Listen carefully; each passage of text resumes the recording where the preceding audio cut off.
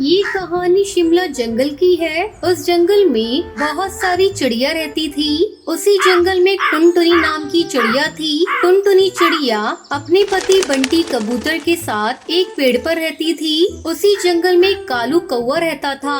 वो बहुत ही दुष्ट कौवा था। जब भी कोई पक्षी अंडा देता था तो कालू कौवा छुपके से जाकर अंडा चुरा लेता था और नीचे फेंक देता था, जिससे कि अंडा फूट जाता था। सारे पक्षी कालू कौवे से बहुत परेशान थे। एक दिन की बात है, टुनटुनी चिड़िया अपने पति बंटी कबूतर से कहती है, सारे पक्षियों के अंडे कालू कौवा चुरा कर ले जाता है, या तो फिर उन्हें वही घोंसले में फोड़ देता है। और मैं नहीं चाहती कि मेरे बच्चे पैदा होने से पहले ही मर जाएं। तुम चिंता क्यों करती हो टुनटुनी, मैं तुम्हारे संग हूँ ना।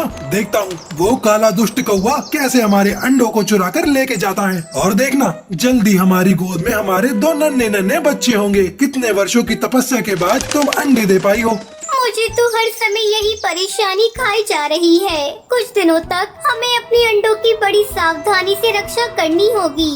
एक बार अंडे से बच्चे निकल आए फिर कोई चिंता नहीं, हम अपने अंडों को कुछ नहीं होने देंगे।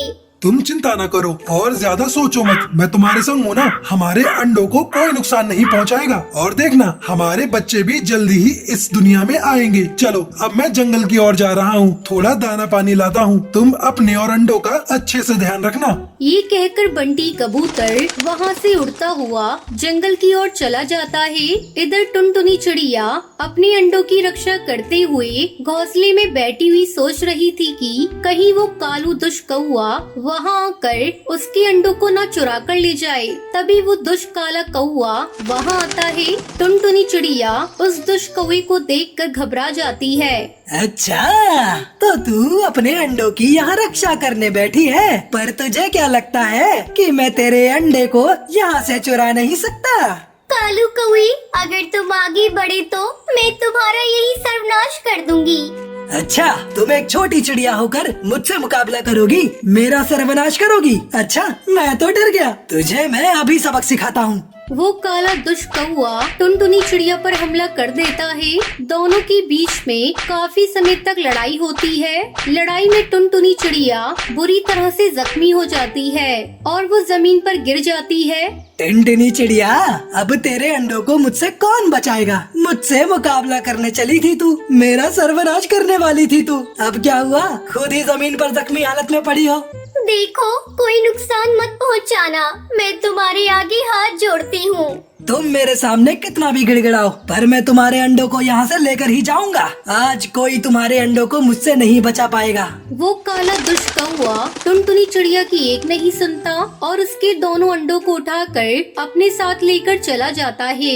टुनटुनी चिड़िया उस काले कौवे के सामने गिड़गिड़ाती रही, पर उस काले कौवे को जरा सी भी चिड़िया पर दया नहीं आई। तभी बंटी कबूतर उड़ता हुआ टुनटुनी चिड़िया के पास आता है। क्या हुआ टुनटुनी, क्या हुआ? तुम रो क्यों रही हो? क्या हुआ तुम्हें? मैंने आपसे कहा था ना कि वो अंडों को यहाँ से चुरा कर ले जाएगा।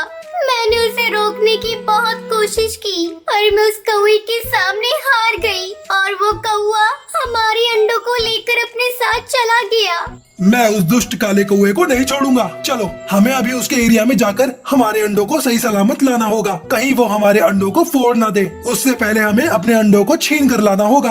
आप सही कहते हो, हमें अभी तुरंत वहाँ जाकर अपने अंडों को लाना होगा। हमें अपने बच्चों को बचाना होगा। कहीं ऐसा ना हो कि हमारे बच्चे इस दुनिया में आने से पहले ही मर जाए।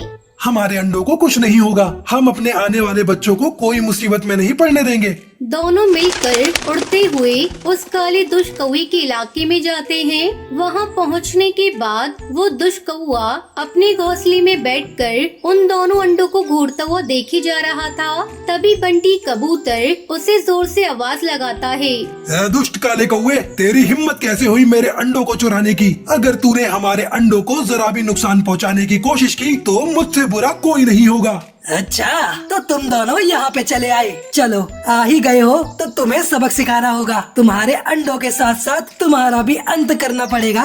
तुम क्या हमारा अंत करोगे काले दुष्ट कौवे? तुम्हें तो आज मैं धूल चटाकर ही दम लूंगा। वो दुष्ट काला कौआ अपने साथियों को आवाज लगाकर वहाँ बुला लेता है और सारे कौवे वहाँ आ जाते हैं। हे भगवान, इसने तो अपने सारे साथियों को बुला लिया। इतने सारे कौवे से कैसे निपट पाएंगे? टुनटुनी, मैं किसी तरह इन सारे कौवों का ध्यान भटकाता हूँ। तुम चुपके से अपने अंडे लेकर यहाँ से चली जाना। तुम समझने की कोशिश करो, हम इन सबसे मुकाबला नहीं कर पाएंगे। हम में से एक को अपने अंडे की रक्षा करनी ही होगी। अपने अंडों को यहाँ से सही सलामत ले जाना ही होगा। मैं आपको छोड़कर नहीं जा सकती। मैं आप ही के साथ रहूंगी। क्या हुआ बंटी कबूतर? इतने सारे कौवे देखकर डर गए? तभी वो सारे दुष्ट कौवे एक साथ मिलकर टुनटुनी चिड़िया और बंटी कबूतर पर हमला कर देते हैं। सारे दुष्ट कौवे उन दोनों को बुरी तरह से जख्मी कर देते हैं। दोनों के शरीर से इतना खून बहने लगता है कि उनसे खड़ा भी नहीं हुआ जाता। दोनों जख्मी हालत में वहीं गिर जाते हैं। क्या हुआ बंटी? हवा निकल गई? यहाँ आने के बाद तो बड़ी बड़ी बातें कर रहे थे कि मुझे धूल चटाओगे, मिट्टी में मिलाओगे। अब क्या हुआ? हे ऊपर वाले, अब तू ही हमारी सहायता कर। हमें किसी तरह बस इन दुष्ट कौवे से बचा ले और सही सलामत से हमारे अंडे हमें वापस दिला दे। रोते रोते जमीन पर जख्मी हालत में पड़े थे और वो मदद की गुहार लगा रहे थे। तभी अचानक बहुत सारे बाज उड़ते हुए वहाँ आ जाते हैं। दुष्ट काला कौआ ये देखकर घबरा जाता है। क्या हुआ चिड़िया? तुम दोनों इस तरह जख्मी हालत में क्यों पड़े हो? जिगरबाज, इसने अपने साथियों के साथ मिलकर हमें बहुत मारा है। जिगरबाज, तुम यहाँ से चले जाओ। तुम्हारी हमसे कोई दुश्मनी नहीं है।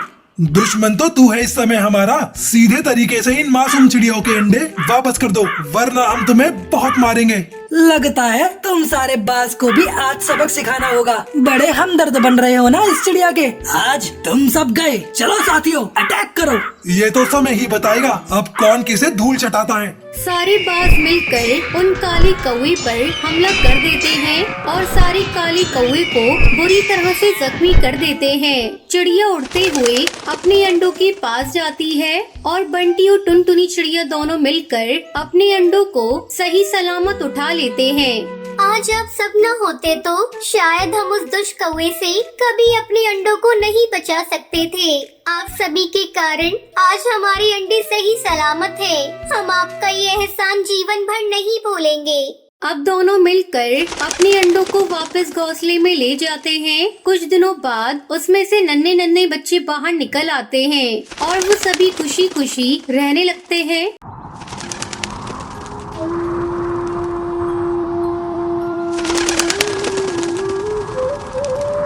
बहुत साल पहले एक जंगल था।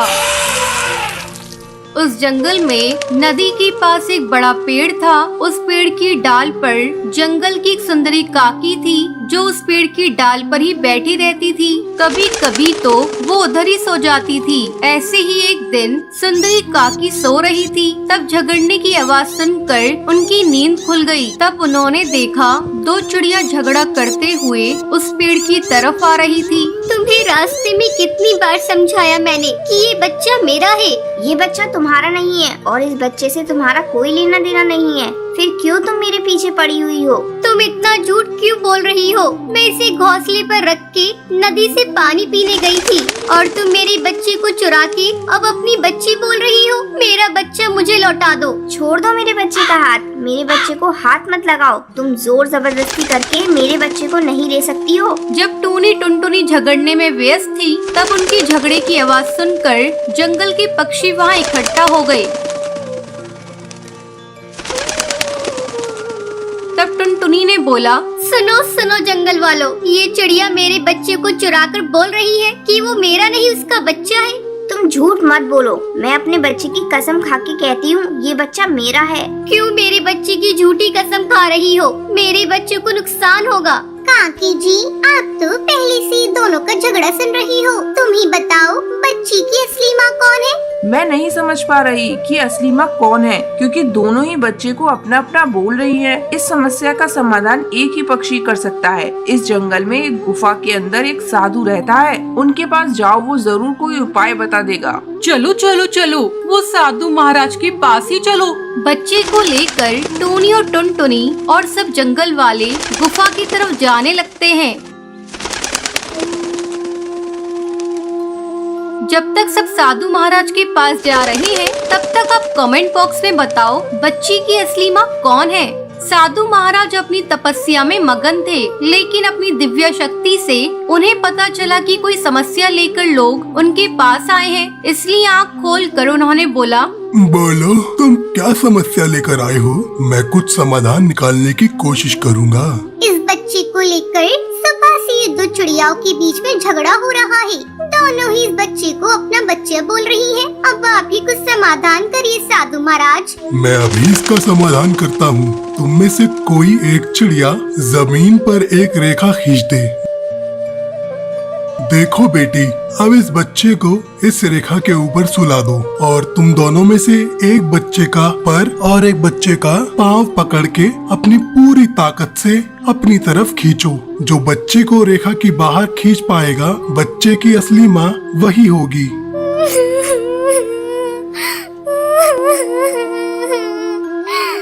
नहीं, नहीं होगा, मेरे से ये काम नहीं होगा। तुम कर पाओगी?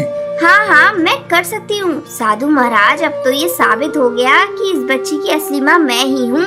नहीं नहीं, तुम बच्चे की माँ नहीं हो। अगर होती तो तुम कभी भी बच्चे को अपनी पूरी ताकत से खींचने के लिए राजी नहीं होती। बेटी टुनटुनी, तुम ही इस बच्चे की असली माँ हो। अब तुम बच्चे को लेकर घर जा सकती हो। टुनटुनी अपनी बच्ची को लेकर वहाँ से चली जाती है और अपनी बच्ची के साथ खुशी खुशी रहती है।